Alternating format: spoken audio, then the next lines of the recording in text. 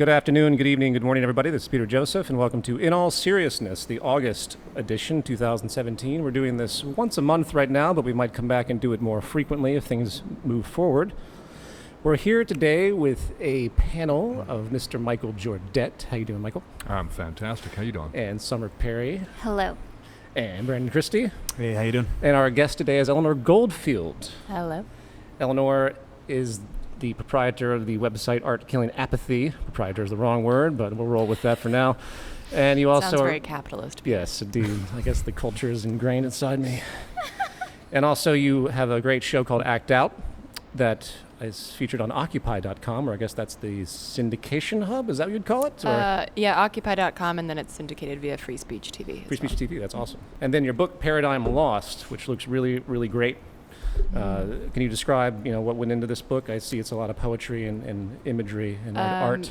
Yeah, it's basically radical verse and visuals. So I stole and reworked the line from Milton, Paradise Lost. Right. The idea being that we have to lose the current paradigms in order to move forward. So the book is an artistic effort to manufacture dissent as opposed to manufacturing consent. And so it's spoken word that I first aired in my show, then combined with the work of 15 artists from around the world, including Abby Martin, Syrian artist, Tamama Zam, Recycled Propaganda, and several other incredible artists. It's a super cool cover. Did you do that? Thank you. No, Yeah. my mom did, actually. Wow. Go, Mom. Yeah, Beautiful. It pays to have a mom who's a graphic designer. And for those that are just joining us, this is the official podcast of the Zeitgeist Movement.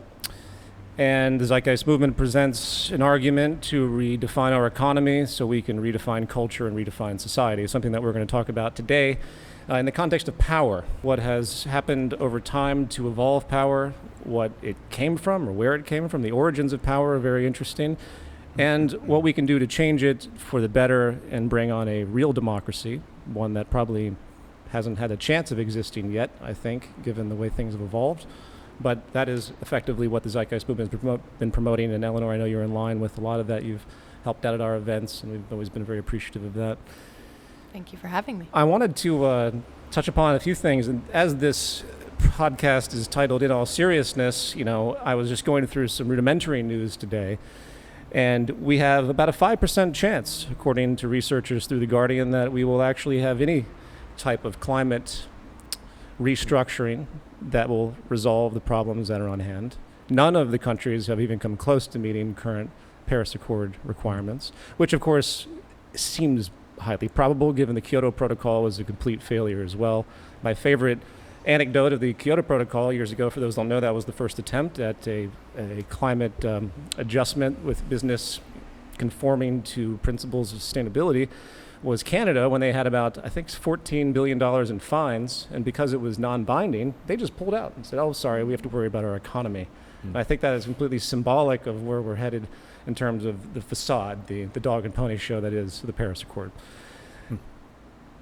In light of that, 60,000 suicides were reported yesterday that have occurred in India in 30 years, according to the International Business Times, due to climate change. And I thought that was an interesting form of structural violence that falls in line with a lot of things that we talk about in the movement in terms of systemic outcomes.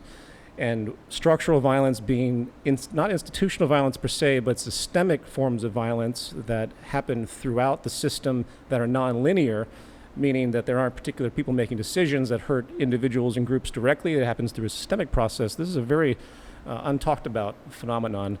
And in line with that, there are now 14 million in food stress in Yemen due to the U.S.-backed Saudi attacks, Saudi bombings that have occurred there because there's effectively war going on. And therein lies another element of structural violence. These amazing death tolls that happen at an arm's reach that we think, well, I guess it's just bad luck, or I guess it's just the way geopolitics unfolds. And the truth is there are deep economic and political reasons in the long term as to why that happens. But with all our great, wonderful news and in all seriousness, I wanted to talk about this because I didn't learn about this until just recently, and then we'll jump into lots of other subjects.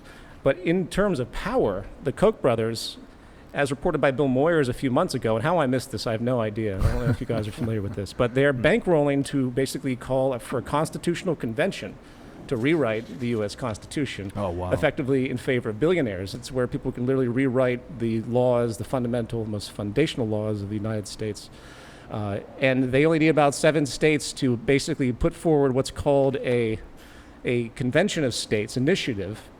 And the beauty of this is that they are able to basically take libertarian ideals, big money invasion of politics that we all know so much about, and that doesn't seem to have any alleviation right now to begin with, and make it that much worse because they can limit the power of federal authority directly through a constitutional convention.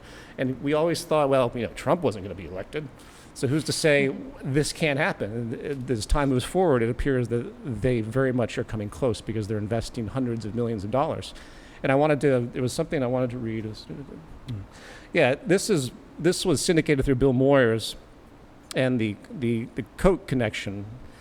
Libertarian billionaires, Koch, have long opposed federal power and federal spending. Koch Industries is one of the nation's biggest polluters and has been fined by state and federal authorities over and over again, which is exactly, as this puts forward, why they oppose, in part, not to mention their libertarian values, which are basically psychotic. They oppose big government because it restricts their ability to do whatever they want for profit, including polluting the environment. And it's through a dark money type of arrangement, as all of these groups do. The Koch Brothers are notorious for this, for those that are familiar with them. The Citizens for Self-Governance is a 501c3. The person that's in charge over there is O'Keefe, Eric O'Keefe. And O'Keefe was the national field coordinator for the Libertarian Party when David Koch ran for president in 1979 on the Libertarian ticket. And this platform opposed the minimum wage, opposed any type of campaign finance law, opposed Social Security, Medicare, Medicaid, and deficit spending.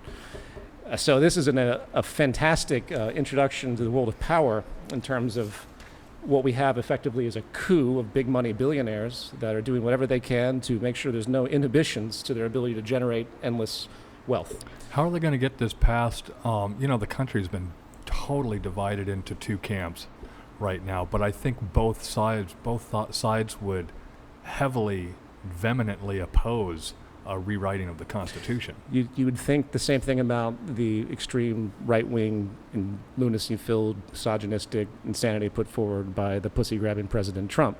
See, there's something about what's happened now. There's a fear basis, and Eleanor, you can tell us what you think about the sociology. Something's happened where people are going against their best interests in a way that I don't think I've seen in my lifetime. I agree. The interesting thing with the Constitutional Convention, is that there are actually several progressive organizations that are pushing for a constitutional convention for other reasons. Sure. Like Move to Amend is pushing for one so that they can amend the Constitution to specifically say that corporations aren't people and that money isn't speech. So this is actually, of course, it's a good move on the Koch brothers' part, because the move for a constitutional convention is something that you can't necessarily say is good or bad. It's a tool. Yeah. So if they were to have a constitutional convention, the problem, like what you said, is that once you call that constitutional convention, there's not a strict list of things that you have to, like, you can call the constitutional convention because Move to Amend got it through, but that doesn't mean that their amendment will actually go through. Sure. It means that everybody gets to sit there and talk about what amendments they want to add to the Constitution. Mm-hmm. And so then there are feminist groups that are like, well, then we want an amendment that says that women should get equal pay, and it's like, this is great, but you guys aren't the only players at that table. This kind of stuff is that definite problem, and I think, like, the problem isn't just that people vote against their best interest, is that they tend to follow the corporate and mainstream media. Mm-hmm. So if the corporate media says something like, oh, they're going to make it's a constitutional convention to make sure that government doesn't bother us about the specifics of our lives, and people are more inclined to eat that up just because they've been programmed to accept that as the correct narrative. Yeah. There's plenty of great reasons to have a constitutional convention. I can think of many, but with this type of pressure coming from the billionaire class, it adds a whole new level of order out of chaos. There could be very well-meaning people that want to make really good changes, and then people with hundreds of millions, if not tens of billions, come in to put their agenda in action. And the other problem is that in terms of voting these people out, the voting system is so horrendously rigged and broken and, well, fixed, I guess would be a better word. So that, with things like interstate cross-check that strike millions of voters off the rolls because they have Hispanic last names or typically black last names, with these sort of initiatives, even if you wanted to vote somebody out like Mitch McConnell, you'd have to have such a groundswell that you'd get over the percentage that they've already rigged it against you. Yep. So, which we did see happen in 2012. Obama actually won by a larger margin than they had already fixed which, I mean, we can talk about whether that's good or not, but but the issue being that you have to, like, the onus is, always, it gets cliche, but the onus is always on the people to really rise up and figure out what's going on. And you're right, people haven't heard about this. More people have probably heard about move to amend or something in terms of a constitutional convention, if they've even heard about that. Yeah, which, if there was a big public interest in this, and there was on the news, what's the potential of a constitutional convention in America, then that would be great. The fact that you see this kind of covertly flowing under the surface, because I wasn't aware of it. I pay attention to a lot of this stuff. This was just a couple of days ago. I was listening to the radio, and someone had written a whole book effectively on this subject. The strategy, the Machiavellian strategy of folks like this that are so pathologically inclined to preserve their values, and their values being libertarian values, that money rules and they have the freedom to do whatever they want with it, and that government is bad, which hence democracy is bad, because that's exactly what that implies. That's a difficult thing to say, but if you really think about what government represents, it has to do with some type of organization of a people in a democratic setting, network and participation. Just because our government is shit now doesn't mean it has to be in the future. In this context of the Zeitgeist Movement, you want to have a participatory type of system. You want to have, economics be the root of it that people contribute to directly, and remove that hierarchical power structure that no one understands, and they just feel like equal opportunity is basically the closest people have, which of course is just something they stamp on a contract for your equal opportunity employment. That doesn't make anything equal, of course. And the strive for justice has to be a strive for economic justice, and that's another thing that no one talks about. They've been so conditioned to think that justice and equality must be on the level of gender or race or creed or sexual orientation and so on. They never stop to think, rarely have I noticed anyone really bring up the issue of economic equality without immediately being labeled a communist or a socialist that wants to throw everyone in a gulag. Absolutely. And that's where we are, apparently. I'm very pro-gulag. No, but I think that's also an interesting point. I recently covered this on the show as well. The idea that neoliberalism has, as a construct of the bigger issue of capitalism, has taught us that we're individuals, not citizens. So this idea that, we can fix climate change if we as individuals recycle, which is of course bullshit. We can't. It's a systemic problem. That doesn't mean that you shouldn't recycle, but it means that there are 100 companies that are responsible for 71% of emissions in the world. It's not going to help if you just decide not to buy a plastic bottle. Not with the military-industrial complex polluting more than anything the world's ever seen. So. Which is the same sort of idea that, like, and that translates to other issues. Like, if you're poor, that means that you made the wrong decisions, and it's not my problem. I've picked myself up by my boots or whatever the hell. Like Tommy Lauren recently admitted that she's on her parents' health care, and yet she's against health care reform, I guess because it's not her damn problem. Uh-huh. Yeah, it's an individualistic focus, and you see these things like even on the freeways here in LA, they'll say, save water, conserve water, and everyone gets that, but it's this individual focus where there's no systemic like agriculture. Agriculture is terribly organized. 70% of all fresh water goes to agriculture. Take shorter showers. This kind of individualized. I saw an article on this. Isn't that indicative of just the nature, going back to power and the psychology and the self-preserving mechanism? If people believe shit like that, if you believe that you have a moral free will, if you believe that there are no inhibiting factors that control your success as an individual, that carries over in this sort of conciliant fashion, in the words of Edward O. Wilson, where you believe one thing, it transfers to other beliefs. And then you suddenly believe, if the free market must be free, that means I must make or break myself. There be no outside influences. Right. And I think that's an excellent point, because if people continue to have that completely narrow focus, which they think is individualistic and empowering, they have no idea they're creating the precondition for subservience and dominance, because no individual can compete with society at large. Wasn't it Thatcher that said that there's no society? Remember that?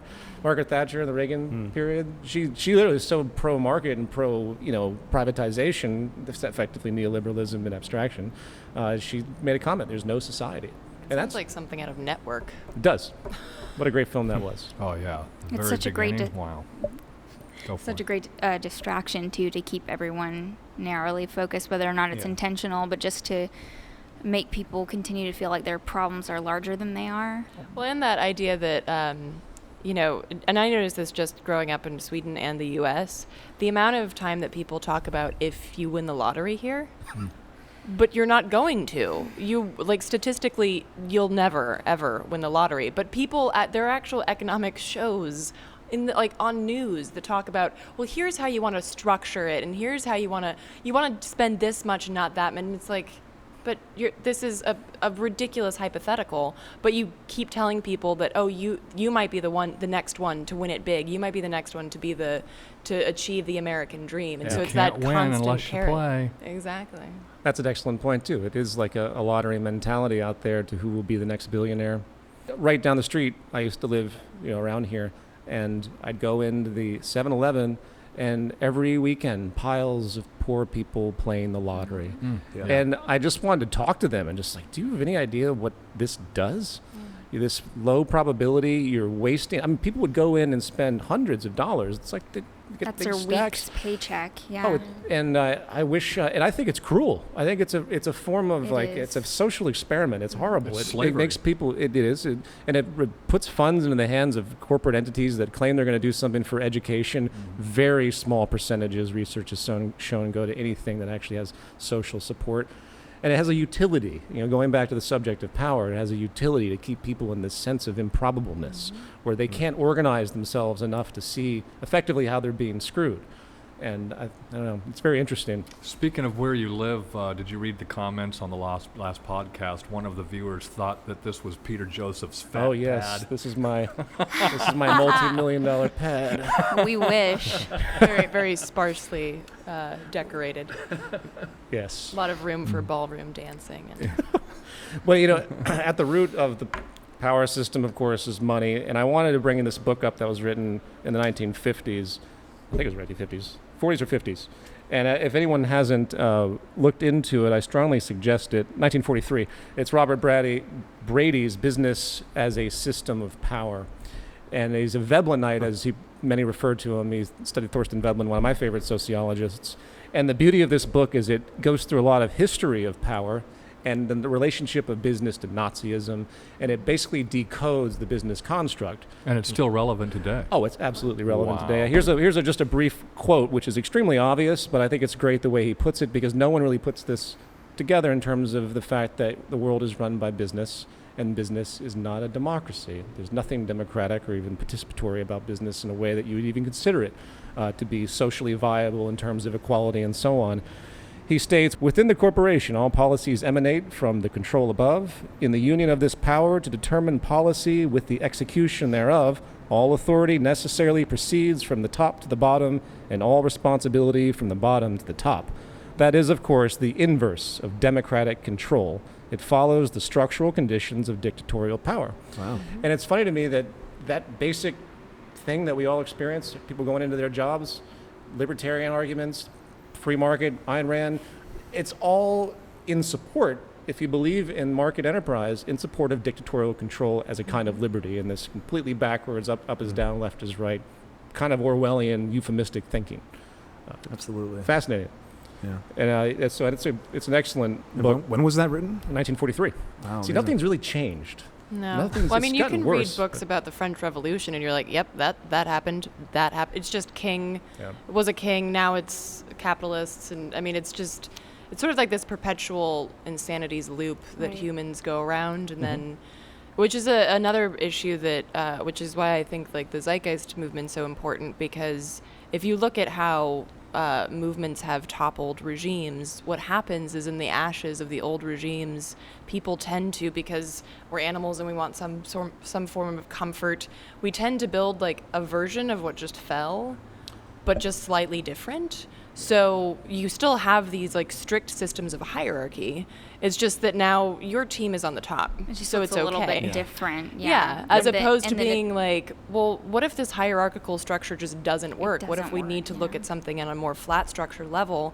But that has to be built ahead of time, because in the ashes of the old, you're not going to have the level heads to come together and be like, let's build a much better system from scratch. I It's think just- that's where a lot of the when the Zeitgeist Movement first came out, there was a lot of people saying, yeah, resource-based economy. So we have to the current system has to collapse, and then we'll rebuild this new system. And I was like, we'll just rebuild the same exact thing that we're used to. Right, and I almost wonder if it's related to when we're in a state of panic, which is usually how things change. It's revolutions, people are suffering, people are dying.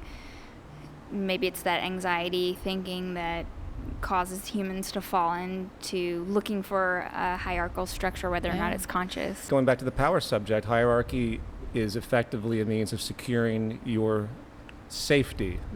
And you see that in the wild, and I think there's something to be learned from our primate analogs, as it's referred to, our brethren ultimately.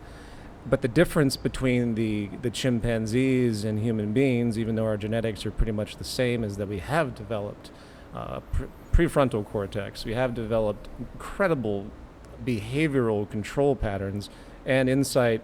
And it's so sad when people reduce humans to that type of base level, because I still get that comment in conversations so very frequently. It's the general kind of ignorant sense that hierarchy is natural. In fact, in the second chapter of my book, I don't know if you ever had a chance to read any of that, but I talk about social dominance theory, and it's something I wanted to bring up. It's a theory that was put forward by these two psychologists a number of years back, and it gained a lot of traction, and I'll just try to summarize it. So I think it represents effectively an elitist theory that people should be aware of, because the basis of this idea you see everywhere. It's very intuitively driven. And that's the idea that any society that introduces a surplus triggers a orientation, what they call a social dominance orientation, something that is effectively the beast within, that forces some kind of mechanism of competition that leads to hierarchy for that effectively wealth, that surplus. And they say that no civilization recorded history has existed without hierarchy when there's a surplus introduced. Does that make sense to you guys? Yep. Now, this is a ridiculous proposal, and it's been rebuked very diligently by many other people than myself. Bookchin brought that up in his book, The Ecology of Freedom, where he talks about the same thing. He talks about the fact that hierarchies began when there was a surplus. And he also talked about the nature thing, which is interesting, is that there has been a tendency to project our systems of hierarchy onto nature. Absolutely. So a lot of times we look at nature and we're like, oh, that's hierarchical, and it's like, it's not. It's just that we see everything through the lens of our understanding of the world, which is hierarchical. Even for us sitting around this table, we've grown up in this hierarchical capitalist system. So we can't help but look at, a pride of lions or something and think, oh, that's a system of hierarchy. And in reality, it's not at all the same systems that we have. And that's why that excuse, oh, well, nature's hierarchical. It's like, it's not. You just think that because you are in a hierarchical system that the rest of nature is that way. And part of that is the other reason is that human beings tend to think of ourselves at the top of nature. In reality, we're in a huge mix and a huge circle, and not at all at the top. So I'm sorry, I was asked if Bookchin actually refuted the social dominance theory proposal, though. He did? Did he? I was asking you if he did. Oh, no. He was putting that out there as an agreement that it happens because of surplus. Well, actually, but I think that's actually wrong. I think there's a lot to be. There's the theorists that I followed, and if you apply.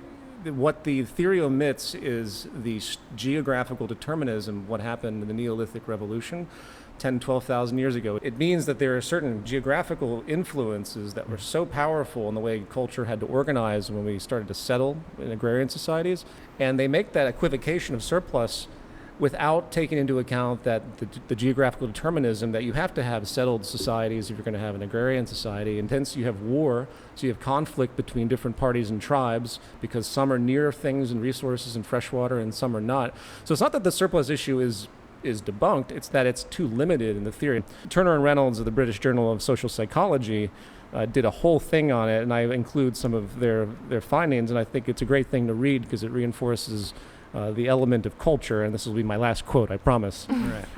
And they state that social dominance theory is reductionist and philosophically idealist, and that it seeks to derive all political ideologies, intergroup relationships, and indeed the whole social structure from one psychological drive, abstracted, reified, and distorted to stand for some hardwired original sin of biology. Whereas, in fact, intergroup attitudes are not prior but follow from social structure. They follow from the beliefs, theories, and ideologies which groups develop to make sense of their place in the social structure and the nature of their relationships with other groups. Social dominance orientation, as I mentioned earlier, that the beast within, is a product of social life rather than an underlying cause. And I think if you take that foundation, you link it with the geographical determinism of the greatest transition we ever had in human history, the Neolithic Revolution, it starts to explain a lot of things. And now we're on the cusp of something very different in terms of the abundance potential and all the things that we're capable of that really didn't start until the Industrial Revolution. The Great Divergence, they call it, out of the Malthusian Trap, was that eon-long period where population just floundered and you had horrible periods of poverty and deprivation. And now with the efficiency outburst of technology and true economics, which is the embracing of efficiency, that's what true wealth is, we have a potential to move out into another great revolution, as far as I'm concerned. Another kind of Neolithic revolution where we kind of return, I hope, to a freedom-oriented, non-trade strategizing type of world, which is what existed for 99% of human society prior to the the Neolithic Revolution. A collaborative, pro-social type of because there was the few tribes that still exist that did in the 20th century showed such phenomenally different characteristics from hierarchy, and some of them were actually agrarian, oddly enough, which also shows the power of culture. When you develop cultures of egalitarianism versus cultures of dominance, which is what we have obviously now, worse than ever probably, since at least in America, the figurehead is the cliche archetype of dominance, belligerence, and winning, and so on. Well, going back to what you were saying as far as hierarchies, there is an order to nature naturally. Mm-hmm. I mean, it's kind of like an issue of semantics at some point. I mean, there is an order, and when you look at the anatomy of nature, and if you look at it a certain way, sure, there's hierarchies in that sense that work and that are natural and that support life, but as far as competitive survival hierarchies, it's almost like it's counterproductive now. It's counterproductive, absolutely. I guess, it is semantics, but I think the difference between order and hierarchy is that hierarchy has no real concern whether the people at the bottom are well off. Order implies that there's some sort of structure that works for a structure where every piece has their role, right? Versus just I'm in charge and that's the end all be all. And I think with the surplus question, I don't know that Bookchin was specifically saying that was the only reason that he probably wasn't, but it's a common theory. But I think what struck me is that the way that he talked about it was that the surplus allowed leisure time, but the problem is that in leisure time you have, just like you have today, psychopaths or sociopaths that are interested in oppression or interested in some sort of power structure. That's where you see like religion coming up, and then polytheistic religions turned into monotheistic religions because that's even more power. Yeah. So it's that idea, and that doesn't mean that human beings evolved to be psychopaths. It just means that when you're not hunting and gathering constantly, you do have time to sort of sit back and contemplate what that guy over there has. Sure. On the contrary, we've evolved to be pro-social and collaborative and intelligent beings. And once we created the agrarian age, once we came to that evolutionary path, we created the surplus resulted, or the resource imbalance, resulted. And that kind of moved us so much further back into a competitive survival hierarchy, which our primate brethren operate in till this day. And a lot of the indigenous cultures out there that have been studied, people like Peter Faber and Margaret Mead, they point out that there were folks that were in very minimalistic societies that did have to forage a good amount, but they actually had far more free time than the average person today. And it's that culture of community that was developed, and a simplistic type of happiness too. Being aware of everyone's needs constantly. Social bonds becoming everyone's more needs important. Being the number one thought on everyone's mind. Also, I just wonder if it's a numbers game at this point. When you've got societies growing to be so large, you're going to have more incidents of people not getting their needs met. Yeah. I think that's very true. Like if you're familiar with Dunbar's number, he basically found that human beings don't do well in groups of more than 150, because our ability to connect personally to more than 150 people, we're not hardwired to do that. Right. So the fact that there's a country of 300 million people across 3,000 miles is absurd. And that's why any sort of U.S. federal government is going back to the power issue. The only way that you can keep control in that sort of space is to have a very strict system of a hierarchy where you can't possibly have connection. I mean, your senators don't care about you because they don't know you, and your backyard is not their backyard. So fuck it if a pipeline goes through your backyard, because that doesn't bother them. It's like there isn't that personal connection that smaller societies had. That's interesting, because we live here in, most of us on the panel here live in LA, a city of millions, and we don't know any of our neighbors' names. But you go out into any small country, USA, and everybody knows everybody. Yeah.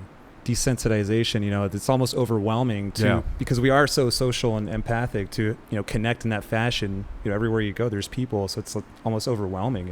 You kind of have to detach, otherwise it'd be too much. And of course, the stratification here, it's really bad. Would be interesting if we all knew we're all one, but that's a different topic. Well, at least we do know internet has enabled people to be aware of other cultures. We are aware, and I think our empathic parts of our brain do fire up a little bit more so. Well, some will, some won't. In spite of things, right? I'd like to hope that there's been more of a global community, global tribe that's been developing.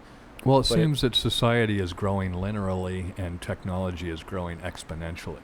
So it's trying to match those two up. Technology is so much further ahead. In terms of perception, absolutely. As far as education, it's very hard for people to conceive of exponential anything. Right. I was just going to say, though, it's almost like we evolve these, this prefrontal cortex that you point out a lot, and this intelligence. And then once this surplus resource imbalance kind of agrarian age hit, it moved us back into, again, this competitive survival hierarchy. And then we kind of almost like we used our intelligent nature towards this competitive framework to our own detriment, unintentionally. It's a purely Machiavellian theory. It's a power system of gaming. And now you have it's based on the assumption with this social Darwinistic view, coupled with the Malthusian view, the assumption that there's not enough to go around and people are going to have to fight. Yeah, and now you have intelligent creatures actually developing that framework, organizing now it's got a whole around culture. that. Yeah, absolutely. Now it's a whole style. Now you have all sorts of pockets of divergent, cutthroat cultures, from the macro to a society like America that has this exceptionalism in culture. Very few Americans really have time to think or perhaps even care about what, say, the U.S. empire is actually doing and in the world and the injustice of that. And then at the same time, you have the microcosmos of it all. You have the street gangs. You have those that their entire basis of communication is violence and competition. I think one thing that's holding us back as society is our inability to see outside, like Eleanor, going back to Eleanor was saying, we all look at stuff from our frame of reference, or you said the lens that we see through. So one of the objections that I get about a resource-based economy, or not one of them, but all objections are coming from their frame of reference. Oh, well, that's never going to work because of this. They don't see that the technology is evolving in all areas that's going to eliminate what they're objecting. Yeah, in most cases, absolutely. So I think that's also part of the the construct of a capitalist society is to, like Noam Chomsky put it, like if you have, when he was specifically talking about the Democrat and Republican parties, but he said if you allow lively debate, but just in between these two pillars, then people will think that they're free range humans because they're allowed. You can debate Republican versus Democrat all day, and we want you to. We want you to just get stuck on that. So when you say resource-based economy, that's like outside. That's like saying anarchy. That's just nonsense. Well, because it's outside the confines of the capitalist You say resource-based system. economy, they hear communism. Yes. Yeah, or anarchy, or whatever. Or they've never heard of it, and it's Marxism. weird. Yeah. It's interesting, the limits of debate, and it's so sad that people are just staring at Trump tweets and the news, Trump tweets. And yet, what the hell's actually going on in governance? No one knows. No, exactly. They could be passing stuff that we have no idea. The covertness of it is quite genius. Yeah. Whether intended or not. I'm sure there are molding policies that have terrible repercussions that no one's even talking about. Yeah, it doesn't even matter whether or not it's intended. It's a symptom of the structure of the system. It's just inherent. You have a corrupted system, you're going to get corrupted behavior. It doesn't even people don't have to plot it up. It just will happen naturally. Yeah. Well, I think on part of the media, it's definitely intentional because the media, I mean, they're they're owned by the same corporate entities that control governance. Therefore, they're not going to stand there and talk about, oh, well, the U.S. just completely unilaterally bombed Syria for no reason. They can't put it that way. They talk about how beautiful the bombs are because they're Lockheed Martin. Do you think that it's a talking point phenomenon, as we'd see literally with like Fox News, or do you think it's kind of an indoctrination of these people where they've been so molded into the values that support this system and industry and war and the politics of it all that they just gravitate naturally to those dispositions? Absolutely. I mean, I do think it's both. I think that, it's sort of, it's cyclical. Like, they are programmed to be that way, but then they are continuously told that this is the right thing to do, and this, the U.S. empire is doing good. And Rachel Maddow, I'm sure she thinks that she's doing a great job. And I'm sure that, in terms of book smarts, she probably is very intelligent, but she's intelligent within the confines of what this system allows you to be intelligent in. Yeah. Which means that she doesn't look outside to see that spending 60% of her show on talking about what Putin was doing with our voting machines is a complete and utter waste of time, and it's absurd. Another great act of subterfuge is the Putin-Russia thing. Yeah. What an amazing spectacle. Yeah, it distracts and it perpetuates that nationalism and the political division. The focus on Trump only perpetuates the political division. And keeps everyone away from any type of relevant discussion. Keeps everyone Speaking aggravated of power. Emotionally. I don't watch much TV, but I was walking through the lounge today at the building where I live, and the TV was on, and President Trump was on. And I still to this day am shocked every time I see that Donald Trump is our president. Is it just me, or is... Oh, it's amazingly surreal. I mean, But then again... I feel like I'm so jaded that when the next day I was shocked, not because it happened, but because the deep state didn't make sure that Hillary won. That was what was surprising to me.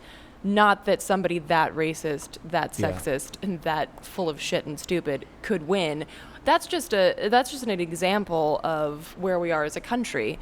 So I wasn't really surprised in that sense. I was just surprised that deep state didn't put a handle on I was surprised. I thought, well, did Wall Street drop the ball? What happened? They've never done that before. And who is supported by millions of people, that people actually support his worldview. And people aren't even grasping basic, sustainability or social equality concepts. You just kind of looked around your world and wondered, apparently we're much further back than, we thought we were. So, you had all these apparently establishment figures like the Koch brothers that were opposed to Trump. Mm-hmm. But now Trump pretty much supports everything that they value, whether it's spoken. Maybe that was reverse psychology. Well, I think the power system saw the merit in having what is effectively a cathartic candidate, a candidate that people said, well, we hate the general political establishment, we got to get somebody else in. And of course, they weren't going to allow Sanders, so they had to have somebody to get behind that gave that cathartic, just like Obama's election under the guise of change. It was still they're seeking, we got to do something to relieve the tensions in society, so let's put in a black president. Let's make it about change, even though nothing changed. And because Clinton has such a terrible vibe that just everyone, even those that are Democratic, I don't know how they didn't see that coming. But anyway, I think it's just fascinating that really the policies haven't changed.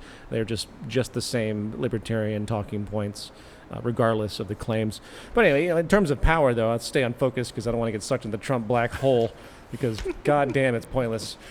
Right? It makes me offended just to talk about him anymore. Because everyone's talking, I just hate it so much. Yeah. It's so perfect, though. It's serving such a great purpose just to keep everyone rubbernecking. Yeah. Of course. And people, changing the subject slightly about... The great divergence. Yeah. About education, like what do people want? And therein lies a great flaw. You mentioned a YouTube comment. Well, I perused the YouTube comments in the last show, and someone said, what has the Zeitgeist Movement done? Well, the Zeitgeist Movement is trying to still, at the very base of it all, educate about what's possible in the future. To whatever effect we've gotten that across, well, who knows? We'll know in the future as time unfolds. I think people expect the Zeitgeist Movement to fix everything. Until we have people that actually support the movement on a scale that's much larger, and forget about the movement, support just the basic train of thought. Yeah. Right. Until that happens, we still have the educational black hole. I mean, it's like you think that after, say, what Sanders did in terms of the symbology of democratic socialism, which really is no different than FDR and same basic, fundamental, simple logic. You think that more people have a vocabulary for this stuff, but where did they go? Because I don't see them. All I see, exactly. Where? Yeah, it's like it's recoiled now in all of those basic insights about organization. And for those that as a basic design principle, at the core of any efficiency is design, right? In terms of what it means, it's about creating things that work in the greatest deal of harmony and with the most efficiency and the least amount of extraneous energy, extraneous parts. And all living things do that at some basic level. Right.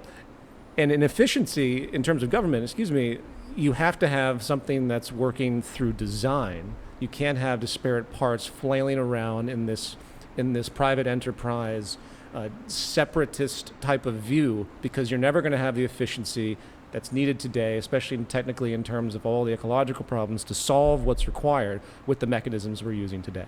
Mechanisms are there. So it means that people have to have a completely different comprehension of what government is.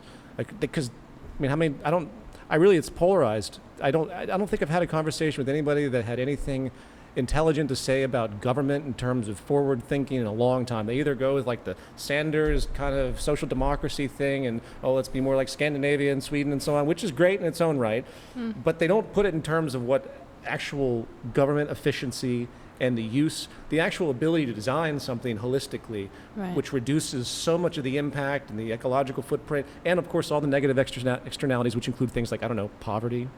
And of course, socialism is just a tighter set of reins on capitalism. It's not actually like by a general definition. Yeah. So people can stretch that definition. Right, but I think that at the end of the day, that's not democratic really, socialism. Absolutely, it's not going to fix the problem. But I think with the education thing, if people are familiar with the Powell memo, was kind of a brilliant. Lewis Powell wrote basically an outline for what became our Supreme Court, which was what he termed an activist Supreme Court that would fall in line with the Chamber of Commerce. And that the Chamber of Commerce and the Supreme Court needed to fall in line behind big business in the U.S. because, as he put it, the socialists are winning. So he basically put out, like, this is what we need to work on. And he put media. We need to make sure that the media, that you have people on media that support the, I think you called it like the U.S. enterprise system. Yeah. And then on top of that, he pointed to, what was happening in the 60s with all of the uprisings on campuses. And he said, we need to get people who are pro-business onto campuses so that they start, telling kids that, American business is a good thing. American enterprise is healthy and the free market is a good thing. So, and you've seen this happen. There are big corporations. Lockheed Martin has test labs at a lot of universities. GM, like Monsanto, has test labs. So you see this happening, and it's not, of course, just in terms of university learning. The whitewashing of history that happens in schools even with kids as young as like 5 or 6. The amount of, and then I just found out the other day that there's the oil companies have come up with a little character called Petro Pete. That like Joe Camel. Exactly. That's what I was thinking too. That goes around and talks to kids about how great oil is and how it keeps our country running, and then they actually this is new. This Petro Pete is a relatively new.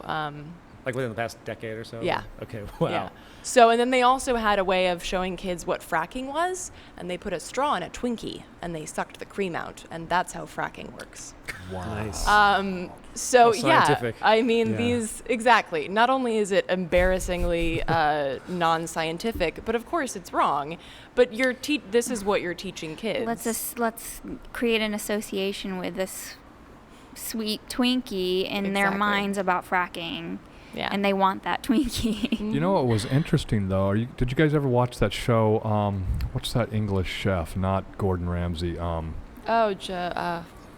I know you're talking he did a show. Naked Chef or whatever. No, he was going around to all of the schools in the United States, and he wanted to clean up the kids' food. Yeah. Food Revolution was the name of the show. Jamie Oliver. Yes. Yeah.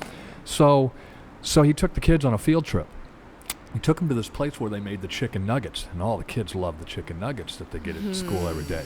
And he showed them step by step how they made the nuggets, and all the kids were like, "Ew, that's gross, nasty." Yeah. And then he put them in the goo. He put that in the fryer, and he fried them all up, and he put them on a plate, and he goes, "Now who wants one?" And every single kid raised their hand. Wow. Huh. Yeah. Yeah. So even though you show them, they've already been programmed. They've been pre-programmed. Exactly. Yeah. It's astounding. Which is what's so scary about characters like Petro Pete, is because you get them at such a young age that even if they get older and they learn about how horrible the oil industry is, they're going to look back on how lovely Petro Pete was and be like, well, I can't disassociate from these wonderful memories. There must be something wrong with these climate change fanatics. They must have it wrong. Yeah. There must be some sort of... Yeah. But at the same time, it does seem that they are more intuitive about ethics. Children are. Kids are intuitively taught that you should share. You shouldn't steal things. Basic kindergarten logic. Be fair, right? Of course, in complete contradiction to how the world works. It takes a little while for them to be corrupted to the extent that's required for them to support the system. And I think the term that we all know as cultural hegemony, that's one of my favorite Antonio Gramsci terms, and all the things we've spoken about. And I think that's really where, in free societies, that's where the control mechanism of power now is. It's no longer totalitarianism. Granted, still have Saudi Arabia crucifying people, chopping people's heads off, chopping hands off. And that works for them, apparently. I'm joking, obviously. But you're surprised how low the crime rate goes when you're chopping people's hands off or stealing candy. But in free societies, because there's an evolution to it, now it's an issue of conditioning. Now it's as someone asked me to ask you guys on Twitter, it's an Edward Bernays phenomenon.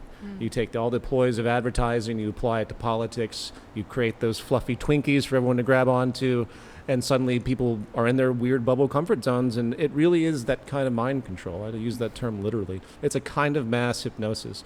And as I often cynically say, and I usually get bad looks when I say this, I can't decide which group pisses me off more anymore. The rich, psychopathic billionaires and captains of industry that bleed into politics and the revolving door, or the placated average family that has had their heads so stuck in the sand, pumping out children, looking for their next job. I'm not against children, by the way. I'm just saying there's this sad ritual that's happened that makes normality a certain way, and people just want that normality. And I think, to me, that's probably the biggest force against it. And people often say, well, there's got to be destabilization. Jacques Fresco used to always say, there's going to have to be some big destabilization. I don't really believe that's that necessary. Well, I don't think, as you pointed out with the chicken nuggets, I don't think it really does anything, because people just keep revising the way they think about the circumstance. Yeah. We have programming. So we have 2 billion people effectively with food stress, at least 750 million people that literally are starving. And what if it was 5 billion? I think people will just become more acclimated to that reality. Mm-hmm. What if the homelessness went from 80,000 in Los Angeles to 160,000? I don't think the city, I don't think the people would really alter their general, unfortunately, selfish, only if it gets to the point where they can't. Where it bothers them in a way that's deeply interfering. But I think even then, they are able to justify this stuff in their own mind. I do have a bit more hope on that level, just because I've seen people coming together across, on very different parts of the political spectrum in order to, for example, fight a pipeline. You have the libertarian ranch owner with the anarchist tree sitters coming together and being like, this is bullshit, we're not going to let this happen. And I think I think this is the problem, is that sometimes, and I'm guilty of this a lot, you sit and you talk political theory and you debate and you argue and you never really get anywhere. Mm-hmm. But I think when push comes to shove and you have to take your political theory and do something, everyone here would want to stop a fracked gas pipeline.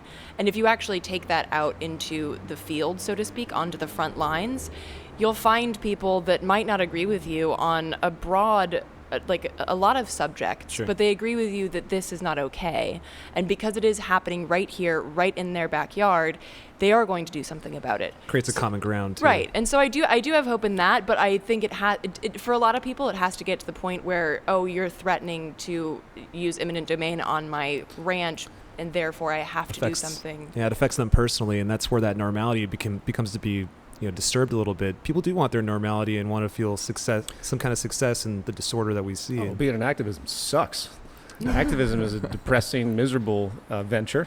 Venture? See, that's the capitalist You talking. do again. have to constantly be taking perspective. it You make sucks. it sound like you can make money at it too, Peter. That's not. Which is that much worse. See, therein lies another element of this sort of reciprocating power, where people get into something genuinely, and then they slowly sell out because they realize they have something that's popular. And so many people, or I've watched an evolution that had very strong ideals, and then you just slowly saw them cave, and they'll have some show, or there are more tons of books, and I it's tough because I think, again, it works on multiple levels, consciously and subconsciously, consciously and subconsciously, where especially as people age, their idealism starts to shift, and they gravitate towards things like family and so on, and the cycle continues. And I guess my hope, and I'm optimistic too, but is that people finally have the empathic awakening, where they finally see that as I always say, the catchphrase is, your self-interest has to become social interest.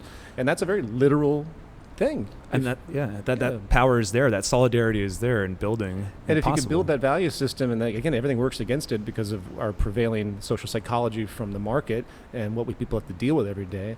But if that can be built, if we can build that type of empathic education, suddenly people will be offended by the fact that 60% of society in real terms is in poverty. They will be offended when they walk down the street and step over homeless people. They will take out their rage on the people actually in power, and not just arbitrary violence that we continue to see rising in the general destabilization, whether it's terrorism or whatnot. I'm not advocating violence against anybody, but you see my point. I think so. There's a confusion that no one knows who to blame anymore about these issues. And that's, again, where the movement and many other great organizations and people, I just hope the galvanization begins to happen, because with the current twist of things, it seems like we've been regressing. But I'm hoping that I'm wrong about that in terms of American progress. But then again, you look at other countries. I don't see that much of an economic difference. I don't see that much of a social difference. Well, I think you're it's from also Sweden. I want to talk about that a little bit, because different, Sweden gets held up a lot. But go on, finish what you're going to say. They do. That's a good subject.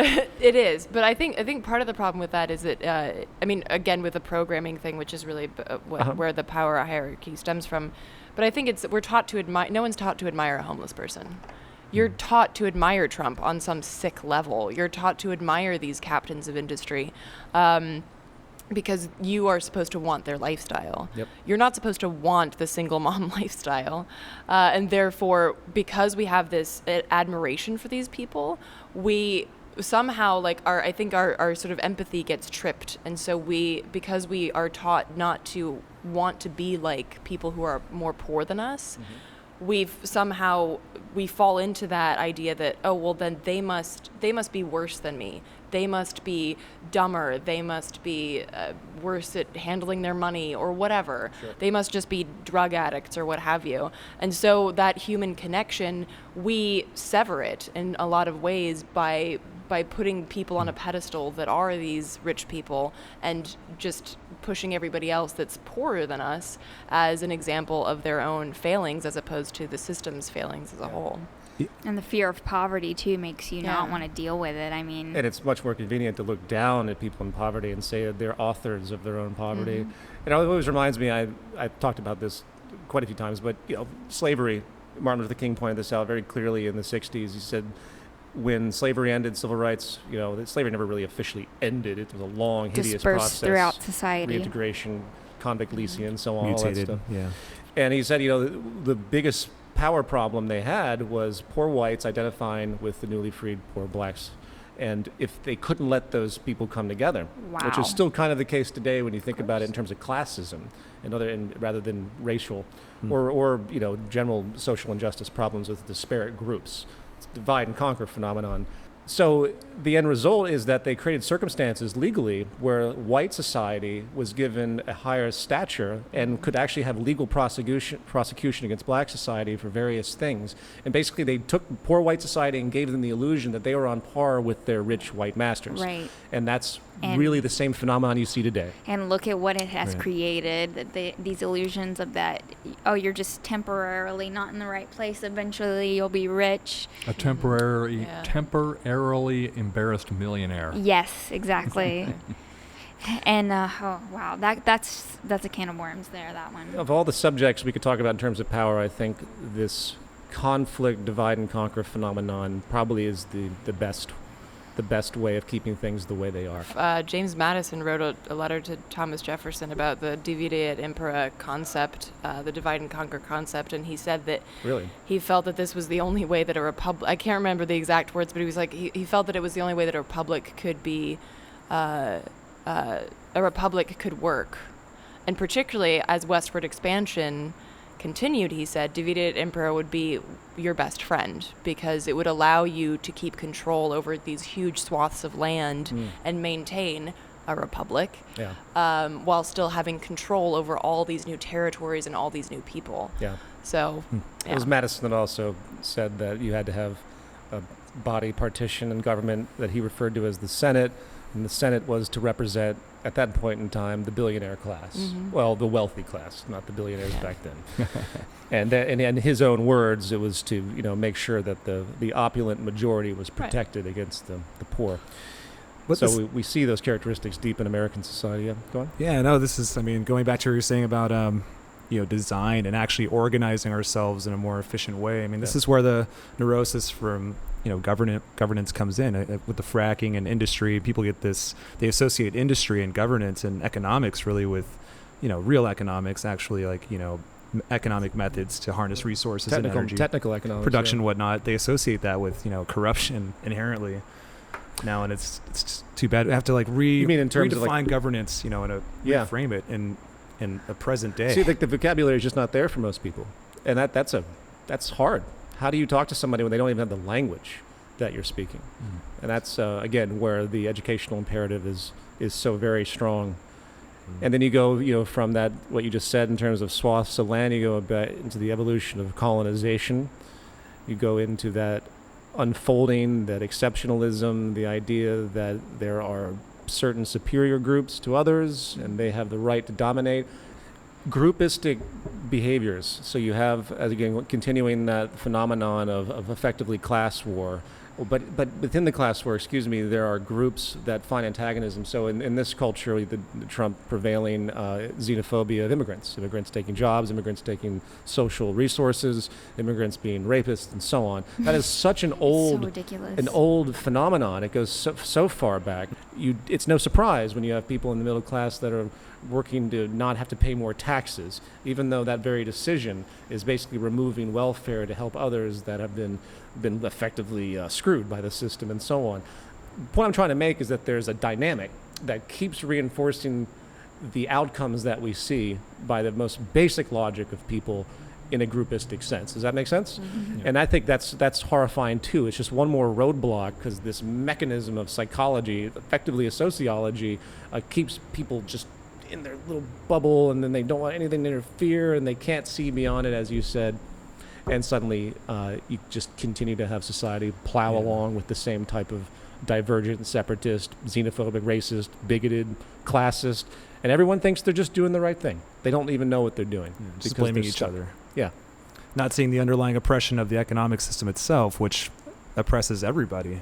Yeah, I think so. Restricts prosperity and what it could be, Well, I think because it's manifested of sick neuroses. Let's not assume that just because someone's extremely wealthy, they're suddenly happy. That's right. actually not even the case. The victimization of those with a lot of money is very clear. As I've written about, you have all of these terrible loss of empathic phenomena, these terrible psychological things that happen when people gain more and more money, the things that they start to concern themselves with. They worry about financial things that they didn't prior. They lose their sense of connection to others. They lose lots of friends. They question everyone around them because if you have $1 billion, you probably have a lot of people around you, especially in this society, that want something from you. They want you to invest in something. They want to borrow some money. So you end up with this sort of isolationism. And I think, there's many studies that have correlated high wealth to actually a lot of depression. Right. So there is suffering. I agree. And I definitely don't take the position that, we should be hating any particular group. The victimization is broad. But when you go, but then you have the Koch brothers, which are an embodiment of all of this, where their machine does have to be shut down, along with the system eventually.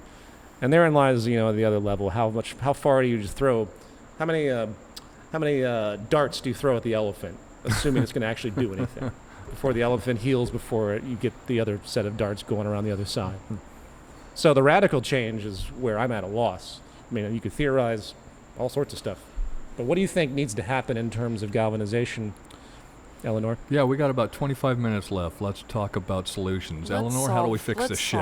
Let's solve world We're going to problems. solve everything right now. Get ready. Yeah. And then we'll all go have drinks. No, I think what I've been seeing from groups and what I've just been seeing from even global initiatives is that you have to, it sounds so cliche, but you have to work locally and at the same time think globally, because I know that you and other people are very against this whole like Luddite perspective that like, oh, we should, technology is evil and technology is what's taking us away from each other. And of course that's completely wrong.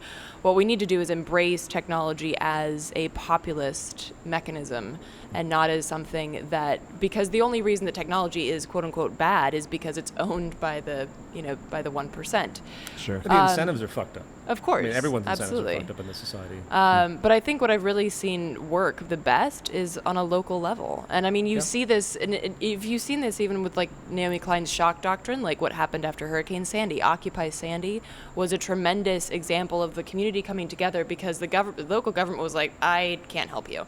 And so people were like, well, fuck it, I'll do it. So they were the ones who set up like little medic tents, and they set up, food delivery services, and they came together as a community in New York and said, we are going to get this done. We're going to take care of each other. Mm-hmm. Because in those sort of moments, when everything else is stripped away, you're not going to care about your new car. It becomes sort of like this base human reaction, which, as you pointed out, does care about social relationships, does care about the human connection. And you've seen that you saw the same thing after Katrina. You see that happening in northern Syria. You see that happening in Greece, where you have these collectives that are coming together to fight the effects of what the euro and the European market is doing. So I think, like, unfortunately, I don't think there is this sort of like global switch that we can throw. And I think particularly in the US, it's difficult again because of the scale of this country. There is no American community. We might come together once a year and like wave a sparkler or some shit, but there is no American community. And so what we have to do is we have to start building in the communities that we're in. And I also think it's important to note that that doesn't have to be your street. That can be where you have, like, not your people, because that sounds divisive, but where you have your group that you feel the most able to build in. So the hackers will build in their hacker collectives. They might not live in the same place, but that's where they're building. So it's like, build where you feel that you can make a difference and where you feel that you can actually build something that isn't just a reaction to the status quo, because movements tend to be very reactionary. And then in that case, you're always back on your heels. You're always chasing the beast of the system and never actually getting ahead of them, as opposed to becoming on a certain level ungovernable and saying we're just not going to accept this. We're not going to allow you to take over our community this way, and building in that sense, creating community outreach as opposed to policing. And I mean, there are, community gardens or what have you. There are a bunch of different examples, but even something small like that, it starts that ball rolling, and it starts the education thing as well. People seeing through doing and seeing through action of how they can create an alternative that actually does work for everybody in the community. Yeah. And seeing a form of personal power that they don't normally see in themselves, which kind of goes back to like, how much can an individual do? Maybe, limiting your amount of showers isn't going to help, but understanding that you do have power, your contributions matter. That you do have power, and activism can be individual or it can be collective, and both, and it'll take different contexts, and on the internet or real life. And I think that people do want to take immediate action and feel tangible. One of the things with the movement, the Zeitgeist Movement, is it's so long-term and evolutionary, and broad, and taking a long-term perspective and seeing the underlying, roots of the social unrest and the corruption and whatnot in the world. That there's very little tangible, return on efforts. So it's hard for people because there's nothing, it's not like planting a tree or a community garden type thing or immediate action. But I think we can take immediate actions. I think one thing that will really help build the solidarity that we need and galvanize, as you said, is having that awareness coupled with it. That awareness and the information, combined with our actions, that what would it take for us to just have that educational awareness part with those immediate actions, that we take? Things like the time banks, things like sharing libraries like they did in the movement in Toronto. I call it lo-fi, where you're doing things in a very low-tech way, but it creates values that are different. And that's what's desperately needed. Is I'm not sure the terms of the chicken and the egg. We all know that we have a culture that's being imposed, so to speak, because of the incentives and the procedural dynamics of the way we have to survive right now. And it moves against human collaboration. It moves against having empathy. But within that, there has to be a way to break through, just as we all, I think, have, where you have to survive in this system, but you don't let it inhibit your values and your sensibilities, and you're willing to do things to counter it. The time banks are actually a very interesting phenomenon, along with, certain anarchistic things, crypto anarchy, and people that are trying to do things, and that's another conversation we can touch upon at another date in terms of blockchain and other phenomenon that could create an infrastructure in community. And then you just start scaling it out. And the beauty, and I've talked about this, and I have to say it because it's very important that people realize that the most efficient trend we have, ephemeralization, the more with less phenomenon, will enable people to live in communities with less and less material needs as far as the means of production. Absolutely. And less dependencies on large institutions and corporations. I mean, think about what would happen if blockchain took hold and you were able to use this kind of infrastructure and open source to design, say, a social network that isn't like Soviet Facebook today that has 2 billion people. They have the largest censorship capacity on the earth. They can censor stronger than China. Yeah. Their power is unmatched. They should not exist with that type of centralized power. You're the product. They sell you. They can do anything they want. They don't post their restrictions. If I was to post something politically, they could take it down. I would have no recourse. They could remove my account. They could just eliminate you basically from the internet in terms of your business between Facebook and Google. That's horrible power concentration in obviously a climate that rewards this type of behavior. I'm not, by the way, against the idea of people having power in the sense that, when I go to a dentist, I'm releasing my power of decision making to someone that I trust that knows better than me. There are natural hierarchies in society based on who we are and our skills, and those should be embraced in the network type of collaborative system that we can come up with. It's fulfilling a role, and that's natural. Yeah. So imagine, going back to my point, imagine if you had, say, someone finally design an open source social network that existed, say, in a browser setting. Suddenly there is no middleman. Right. And I think that's really where the world has to move. Anything like that, any kind of infrastructure like these small community projects essentially create a reality voting circle. And the sense of community and support is very powerful. Just the daily moment-to-moment reminder that what's on your consciousness, what your intentions are being supported, mirrored back to you, and spreading is huge. Oh, yeah. Because when we have television just telling us, even if you have a moment of inspiration for a weekend, you sit alone in your home and you're like, I really want to change things. Monday morning, you're back in the office and the TV's on at the gas station and the grocery store, and it's like, no. You're surrounded by all the automaton purveyors of the values of the culture. And it's a wonder you can think out of it to begin with. I mean, I don't necessarily believe in free will in the sense that it's pitched, because of the very fact that our deep social nature, our which environment, is very much into us, we aren't perceptive of the way we're manipulated by the world around us. People don't even realize how much they perpetuate those values and those that corrupt nature. We catch ourselves doing it, even losing it with each other, honking at each other, and then you're like, did I really just do that? I had an opportunity to be the change I wanted to see. Yeah, local activism, there's common threads here to be recognized. The open source phenomenon, social equality, the economic equality of it, reducing the poverty and all its systemic effects. There's these things we can start to unify around and create the solidarity. And eventually you're going to have 3D printers that break the means of productions tied to corporations. And if the logic is followed, you could see a world that has no corporations, that has no more businesses, no more hierarchical structures that are unnatural, no more economic deprivation. You would have an equality that could be generated through systemic design in a completely open source, egalitarian, networked way That's, like we talked about the Global Redesign Institute, that was the kernel of that idea. What if you created, just to show the world, a website that showed how they could have complete participatory economics and how to design something, and they could open source it, engage people, millions of minds around the world, use the wisdom of crowds in a real way, and allow them to actually create. The drop off of that, of course, is you have to have connections to resources. And all the resources today are owned clearly by power. And So how do we override that? Then people have to realize the merit that if we had that type of infrastructure, it would boost all of our efficiency. It would create vast innovation more rapidly than we're doing now. It could actually bring us back into sustainability and harmony with the planet because we'd actually know what we're doing. We don't have any idea what any resource amount is. We have no clue because no one will release the real data. We can only have historical evidence and trends that have come forward. I want to make one very clear point to those listening that in a society that's based since the Neolithic Revolution on trade, strategizing dominance, which is what it is.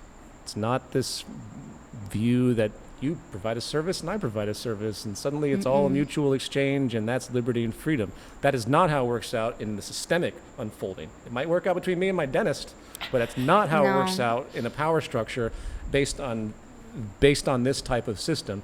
And that's, again, the core difference, going back to the Neolithic Revolution. I just want to make this clear, that it was before the Neolithic Revolution, it was a gift economy. Hunter-gatherers practiced a very civil form of non-reciprocation, and when people came and tried to trade with them, they were horrified by the idea of reciprocal trade because it's dominance generating. And it inherently creates imbalance. And anyone definitely. who can see the natural balance of nature spirals from there. You start messing with that, and it's a mess. So you can't have a system based on fucking trade and expect there to be peace and harmony in this world, especially now with current trajectories. It will be reciprocated by the whole, but it might not be between those two individuals. That's what I mean. That's something that we get lost to in this individuality. Exactly, it's the individuality aspect. It's like not what do we need as a community, it's what do I want. Right. And that's where you get that trade thing, because the trade thing is like, oh, I want that silk, or I want those spices. It's very much individualistic, even if it's based on what can I get later for these spices? Can I get gold or whatever? But if it's like my community needs this piece of bread or what have you, then that becomes you're already thinking on a communal level as opposed to I want, the Bernays aspect, like you're thinking outside of the I want box. Yeah. And it's unique. There have been many social studies, a lot of people don't know this stuff either, and I know we're going to wrap soon, but that if you compare societies that have been historically collectivist, as it would be termed in public health science, versus individualistic, there are marked differences between the way they think and the way they use their words, their vocabulary. Yes. There are quizzes that will ask them a question. I can't think of a specific question, but give an example off the top of my head. If you were to describe yourself, would you describe yourself in terms of how things relate to you or how you relate to things? And the collectivist society actually saw themselves as inclusive. They saw themselves within a larger organization or organism, and the individualistic societies went the other direction. I see most, if not all, of the solutions that have been put forth out here being developed actually on the blockchain today. These solutions are being decentralized, so there's no companies that are doing this. They're building these smart contracts that take care of all of this stuff that right now is corrupted beyond belief. Example of big-time disruption that's going to happen within the next 10 years is the automation of transportation. That is going to be an unbelievable event when that happens, because right now we're so tied to our vehicles. They're like a part of us. Ownership. Right now, all of our vehicles are sitting down there in the parking lot doing nothing. Once this is automated, we're going to be able to punch a button on our phone, tell it where we want to go. A vehicle will pull up, pick us up, take us there, and they're going to be scaled down. They're going to be electric. And then they drop us off where we want to go at the front door. We don't have to look for parking anymore. Then it goes and picks somebody up in that near vicinity, takes them to where they need to go, and it keeps doing that until it needs to charge, and then it goes to a charging station. It charges itself up. It pays via Bitcoin and it's just all automated. So people in blockchain are envisioning helping in systems like that, is what you're saying. Absolutely. Yeah. That We're going to do a show on blockchain for sure. Yeah, I mean it's crossing every industry. Even like the solar and energy, Yeah. Things are being developed.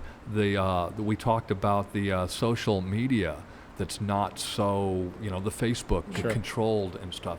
They have this that's distributed networks that is actually only the real true content rises to the top because of the reputation of the content providers. So if content providers are providing bullshit facts, it sinks to the bottom and doesn't even get noticed anymore. As opposed to some algorithm or some Correct. individual Facebook just hires these people on contract. Yeah. And these people sit at home all day trying to figure out what's fake news and what's offensive.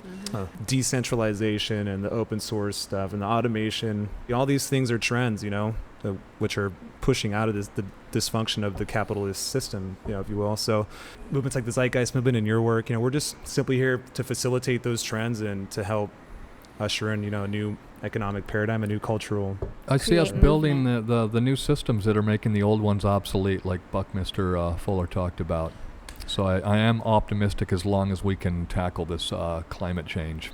That's Definitely the problem of power and the psychosis of power, though, as much as we see these natural trends, will be a tremendous barrier. I love that statement, build a new system to make the old one obsolete, but there's something wrong with that statement because there is a serious power problem by people that are not going to be willfully giving up their ownership or positions or have any interest in collaborative. I mean, the Koch brothers really believe their values are the true values of liberty. But that's and why so I'm on. excited about the blockchain, because totally. the powers that are in It has control to now, be- they can't do anything about this. This Exactly. cannot be uninvented. They can't close. They can't shut this down. The question, will it be co-opted and will it be regulated out? Oh, Because they're going to that's what try gov- their damnedest, that's Yeah. for sure. Yeah.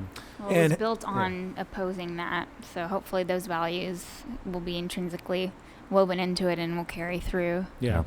And hence the need for a unifying body, a movement to unify people, to create the solidarity necessary to leverage the change, leverage the change politically or in whatever way we need to. But until people are on the same page or have some kind of solidarity globally, amongst activist groups, amongst ideologies across all classes, creeds, and whatnot, until we have that kind of general unity, it's going to be very hard to go up against. Well, that's why Daesh. ideas are the most important. I mean, anybody can march in the street. There were 500,000 people at the Women's March in D.C. Yeah. Could have stormed the White House. Not Yeah, that right. I'm saying you necessarily should. but you could have. But this, you're right. This is where ideas are very but, important. That's yeah. power of ideas and brings people together, because then you have the Exactly. leverage to do something nonviolently. But you're totally right about the power neuroses being a huge problem, and I think it might be a good idea to keep revisiting this topic. Oh, it's going to underscore probably a lot of what we And talked maybe about. it might be cool for us to try to find some organizations that do operate in more flat network systems. I like the anarchy movements that have sort of come to fruition. We could talk more about that in terms of positives and negatives. There has been a strong subculture, but their motives tend to be less against markets and the underlying psychology and systemic problems of it, and they're more against states. I reaction. would government. definitely recommend checking out Rojava. Oh, Rojava, yes, yeah. To I some saw of the your women video on that. That was really cool. from Briefly there describe that because- for our audience. So the Rojava revolution is happening in northern Syria. The Kurds are a historically very oppressed group, and they're the leader of the PKK, the Kurdish opposition movement. Öcalan is still in Turkish prison at the moment, and Turkey, for those who are unaware, has helped significantly with ISIS, giving them money, giving them arms. And of course, Turkey borders Syria, so they take arms into Syria via the Rojava region. And what Rojava has essentially done is they've created a flat structure, egalitarian, feminist society across all of northern Syria. Wow. That is, and the very smallest, Amazing. the very smallest kernel of their power exists on a block. So they have something called community communes, and then that goes to a higher, multi-neighborhood council. But it's not higher in that sense. It's just that because the power of veto exists on that block level. Right. It doesn't exist up here. And on as well, they also have very strict demands as to the role of women.